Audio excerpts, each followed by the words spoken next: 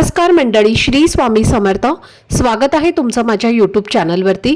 आजचा दिवस तुम्हा सर्वांना खूप छान, सुखाचा, समाधानाचा जाऊ देत, हीच मी स्वामींच्या चरणी प्रार्थना करते आणि आजच्या या नवीन व्हिडिओला सुरुवात करते.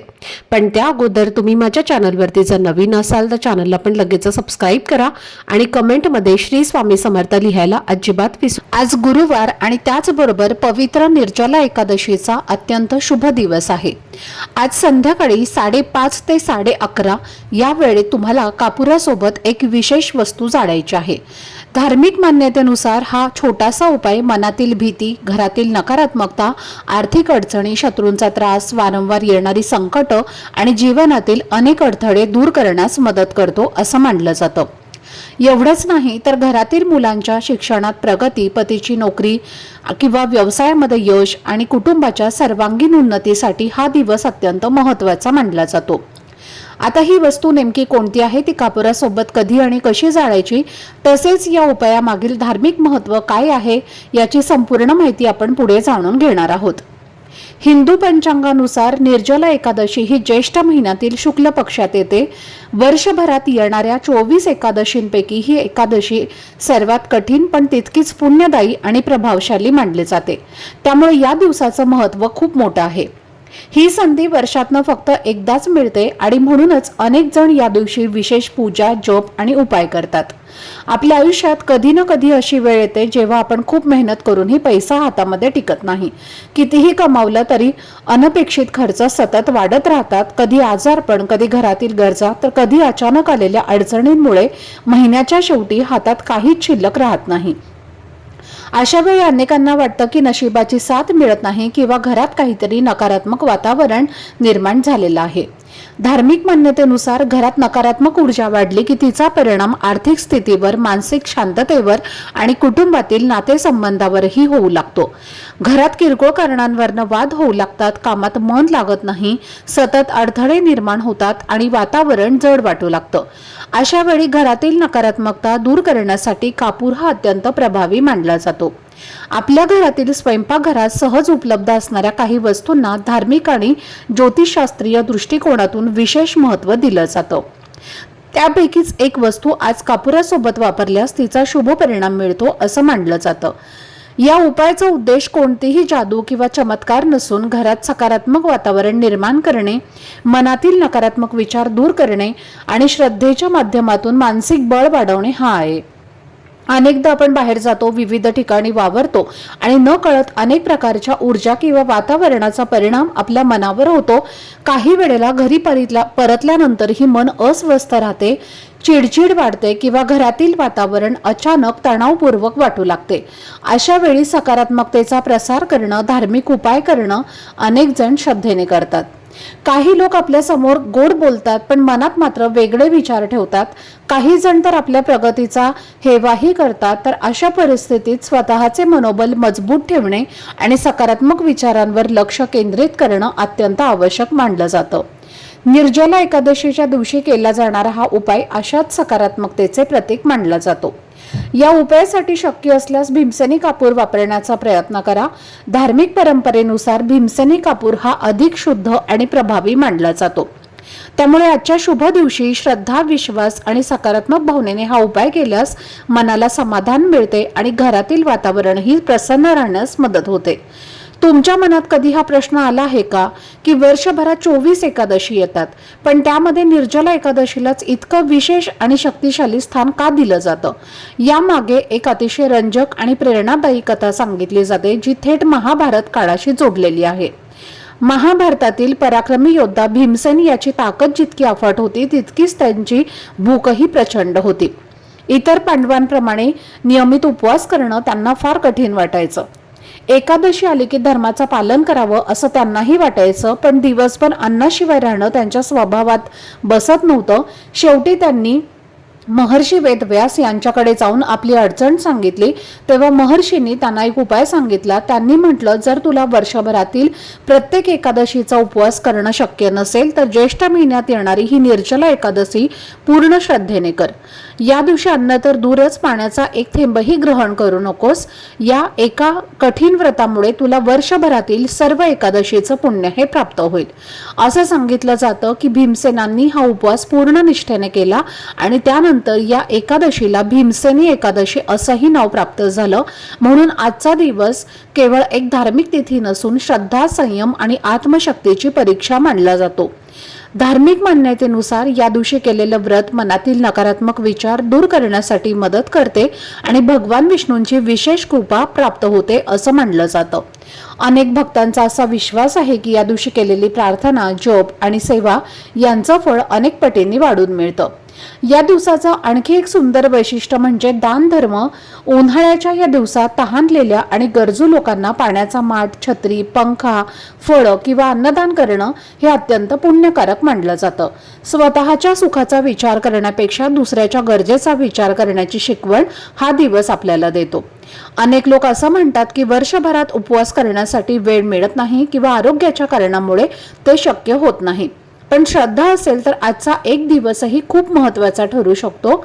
महाभारतातील भीमानेही सर्व एकादशी न करता ही एकच निर्जला एकादशी विशेष भक्तिभावाने केली होती आणि म्हणूनच अनेक जण आजचा दिवस जीवनात सकारात्मक बदल घडवून आणणारा दिवस मानतात.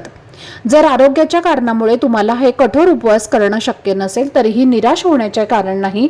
श्रद्धेने भगवान विष्णूंचं स्मरण करणं, त्यांची पूजा करणं, जप करणं आणि आपल्या क्षमतेनुसार दान धर्म करणं यालाही तितकंच महत्त्व दिलं गेलं आहे. या दिवशी भगवान विष्णूंना पिवळी फुलं, चंदन आणि तुळशीपत्र अर्पण करण्याची परंपरा आहे. विष्णू सहस्त्रनामाचं पठण, ओम नमो भगवते वासुदेवाय नमः या मंत्राचा जप आणि भक्तिभावाने केलेली प्रार्थना मनाला शांतता देते. तर मैत्रिणींनो, आता तुमच्या मनात एक प्रश्न नक्की येत असेल की हा उपाय जो आहे तर तो आजच का करायचा आणि या दिवसाचं महत्त्व इतकं विशेष का मानलं जातं. यामागचे कारणही तितकेच खास आहे. यावर्षी निर्जला एकादशीच्या पवित्र दिवशी काही अत्यंत शुभ योग एकत्र आलेले असल्याचं धार्मिक मान्यतेनुसार सांगितलं जातं.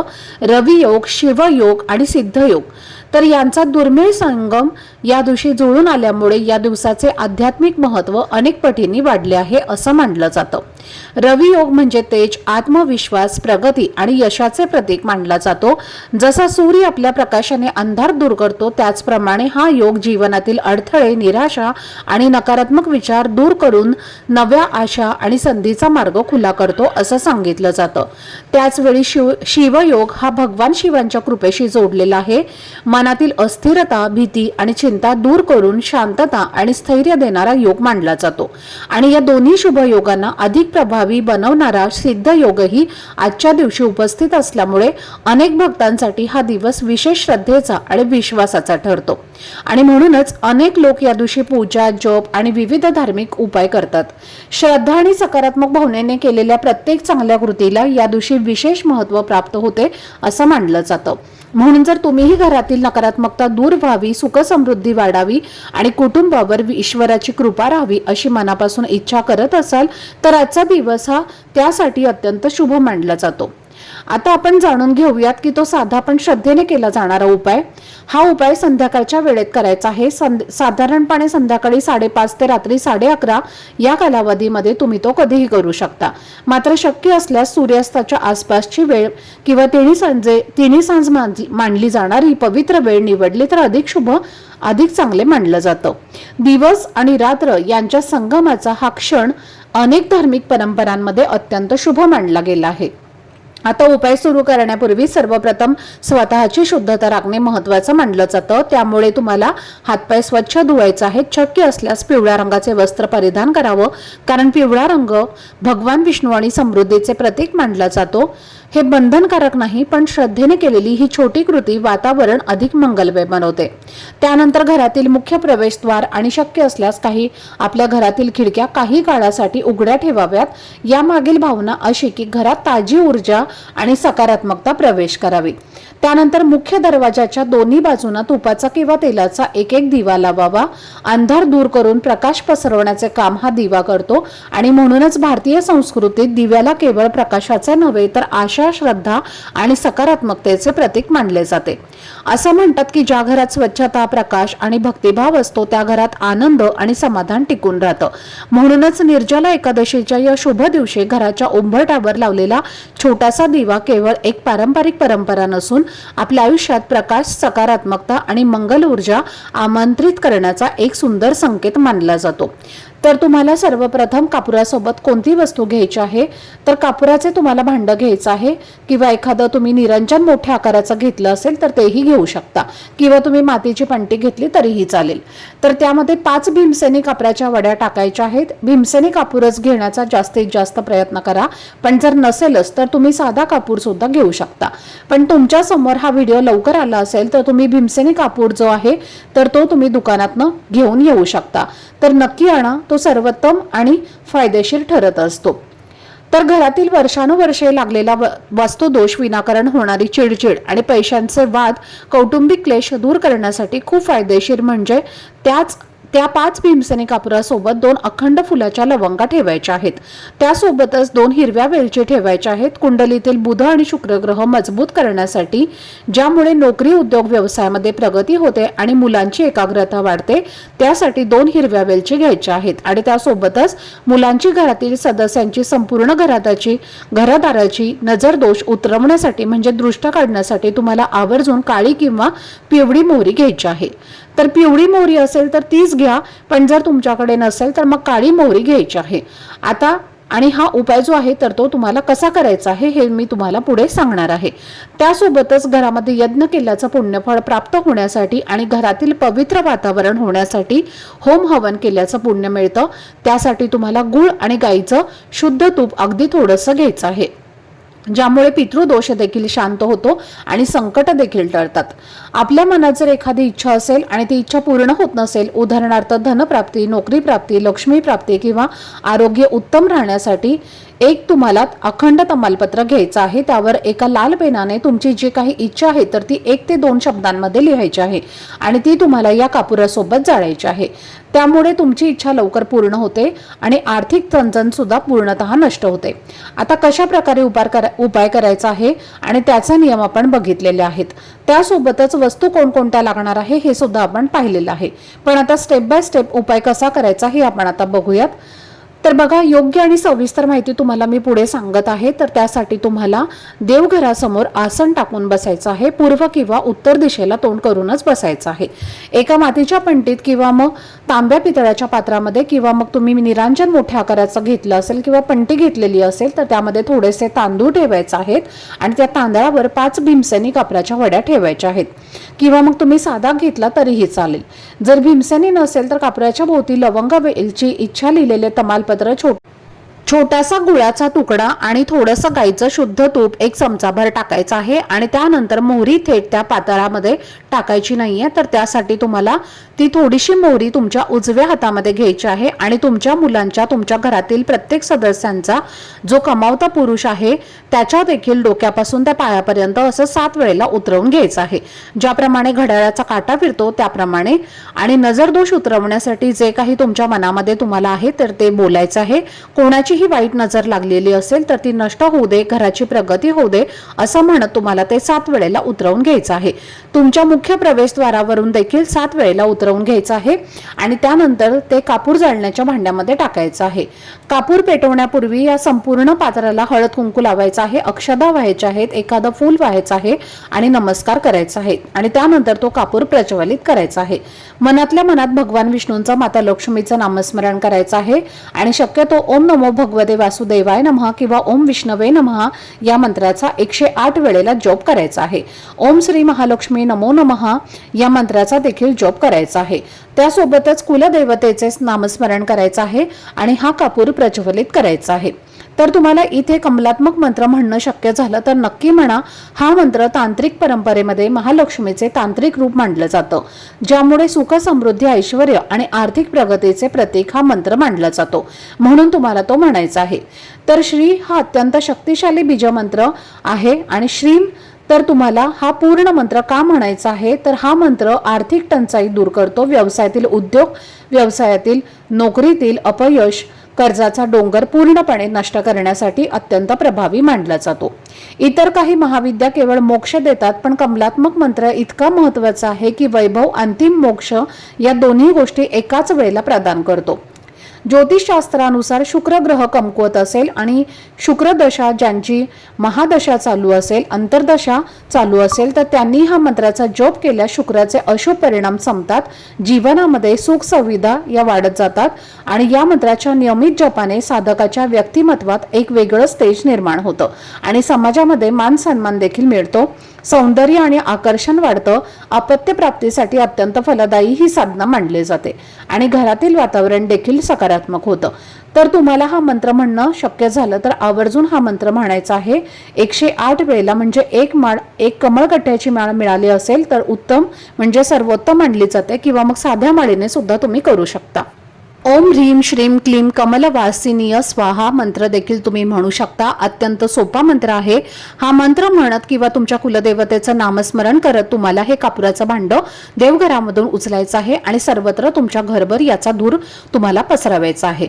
तर तुमच्या घराच्या प्रत्येक रूममध्ये जायचं आहे, प्रत्येक भिंतीला स्पर्श करायचा आहे आणि त्यानंतर हे भांडं थोड्या वेळासाठी तुमच्या मुख्य प्रवेशद्वारावर ठेवायचं आहे. आणि हा उपाय करताना अगदी मन प्रसन्न आणि सकारात्मक ठेवा, याचं फळ तुम्हाला लवकरच मिळेल. त्यासोबतच मुख्य प्रवेशद्वारावरनं ते भांडं उचलून आणायचं आहे आणि घरामध्ये ठेवायचं आहे. अशा प्रकारे तुम्हाला हा संपूर्ण विधी जो आहे तर तो पार पाडायचा आहे. कुलदैवतेचे नामस्मरण तुम्हाला करत राहायचं आहे, कारण कुळाचे रक्षण करणारे कुलदेवी आणि कुलदैवत हे जास्त आपल्याला प्रभावी असतात आणि तुम्ही ज्यांची तितकी जास्तीत जास्त सेवा कराल तर निश्चितच त्याचा तुम्हाला शुभ परिणाम जे आहेत तर ते घरामध्ये पाहायला मिळतील. कारण आपल्या घराचं सर्वस्व तेच असतात, आपल्या घराचं रक्षण करणारे तेच असतात, तर त्यांचा तुम्हाला नाम जप, मंत्र जप जो आहे तर तो करायचा आहे. आपल्या हल्लीच्या जीवनामध्ये आपण कुलदैवतेला विसरून जातो, आपण ते करणं चुकीचं आहे. कुलदैवतांचं नामस्मरण नक्की करत जा. तर हा उपाय करताना आवर्जून करा. त्यानंतर तुम्हाला ते भांडं घरामध्ये आणायचं आहे उंबरठ्यावरनं आणि त्याच्यामधले जे काही जळलेलं साहित्य आहे तर ते सर्व शांत झाल्यानंतर त्याची जी शिल्लक राहिलेली राख आहे तर ती तुम्हाला निर्माल्यामध्ये टाकून द्यायची आहे किंवा तुमच्या घराच्या उंबरट्याच्या बाहेर आजूबाजूला शिंपडायचं आहे. त्यामुळे तुमच्या घराला एक सुरक्षा वलय तयार होते. हे सुरक्षा कवच तुमच्या घरामध्ये कुठलीही बाधा येऊ देत नाही, नकारात्मकता येऊ देत नाही. अशा प्रकारे करा आणि बाकीची राख जी आहे तर ती निर्माल्यामध्ये टाकून देऊ शकता. खूप फायदेशीर आणि प्रभावी हा उपाय आहे. तुमच्या घरामध्ये एक सकारात्मक लहरी तुम्हाला जाणवतील. सूक्ष्म स्वरूपामध्ये माता लक्ष्मी तुमच्या घरामध्ये आगमन नक्की करेल आणि सर्व समस्या या दूर होतील आणि भरभरून प्रगती तुमच्या घराची होईल. तर हा उपाय करताना फक्त घरामध्ये जर तुमच्या सूतक असेल तर हा उपाय कोणालाही करता येणार नाही. स्त्रियांना मासिक धर्म असेल तर त्या स्त्रीने सोडून इतर कोणीही हा उपाय केला तरीही चालेल. नक्की करा, खूप फायदेशीर आहे. आजचा हा व्हिडिओ जर तुम्हाला आवडला असेल, माहितीपूर्ण वाटलं असेल तर व्हिडिओला लाईक करा. चॅनलवरती नवीन असाल तर चॅनलला सबस्क्राईब करा आणि हा व्हिडिओ आपल्या मित्रपरिवारासोबत जास्तीत जास्त शेअर करा. चला तर मग भेटूया पुढच्या व्हिडिओमध्ये. तोपर्यंत सर्वांना श्री स्वामी समर्थ. धन्यवाद.